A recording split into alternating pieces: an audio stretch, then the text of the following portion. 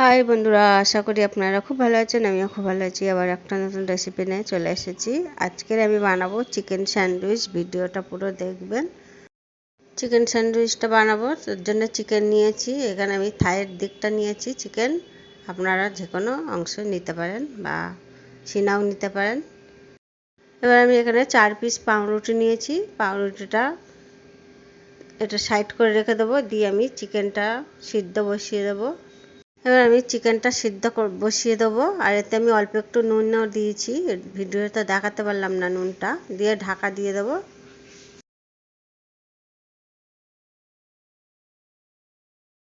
এবার আমি দেখবো চিকেনটা একেবারে সিদ্ধ হয়ে গেছে। এটা নামিয়ে একটা প্লেটে ঠান্ডা করে নেবো। চিকেনটা ঠান্ডা করে মাংসগুলো বার করে নেবো, ছোট ছোট টুকরো করে নেবো চিকেনের।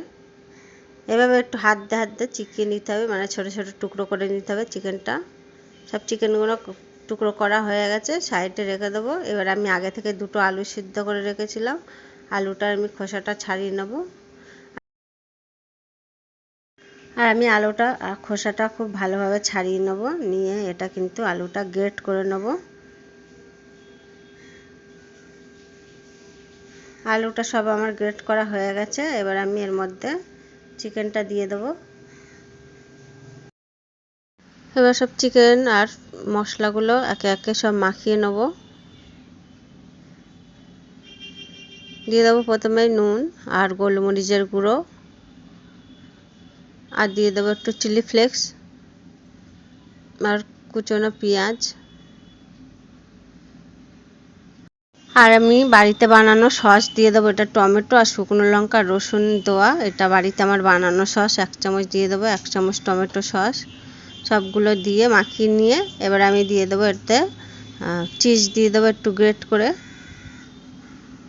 চিজটা দিয়ে খুব ভালোভাবে মাখিয়ে নিতে হবে। মাখানো হয়ে গেছে, এবার আমি পাউরুটির মধ্যে দিয়ে দেবো।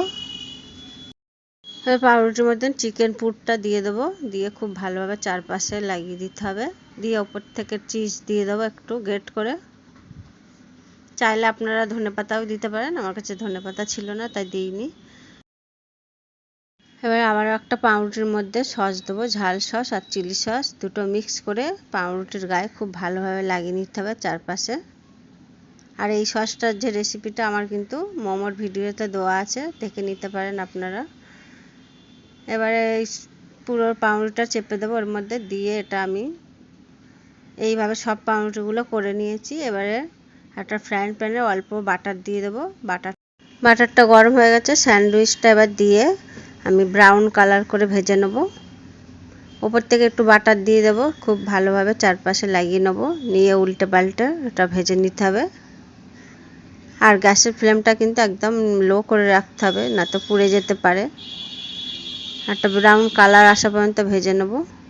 এইভাবে ভাজা হয়ে গেছে। এইভাবে একইভাবে আমি সব মানে স্যান্ডউইচগুলো ভেজে নিয়েছি একইভাবে। এবার আমি কেটে নেব। আর এটা কিন্তু আপনাদের বাড়ির বিকেলের বাচ্চাদের টিফিন হিসেবে বানিয়ে দিতে পারেন, বা বড়রাও খেতে পারেন, খুব ভালো লাগে, একদম হেলদি খাবার। আমার এই রেসিপিটা ভালো লাগলে লাইক শেয়ার কমেন্ট করবেন, সাবস্ক্রাইব করবেন, বেল আইকনটি প্রেস করবেন সবার আগে নতুন নতুন ভিডিও দেখার জন্য।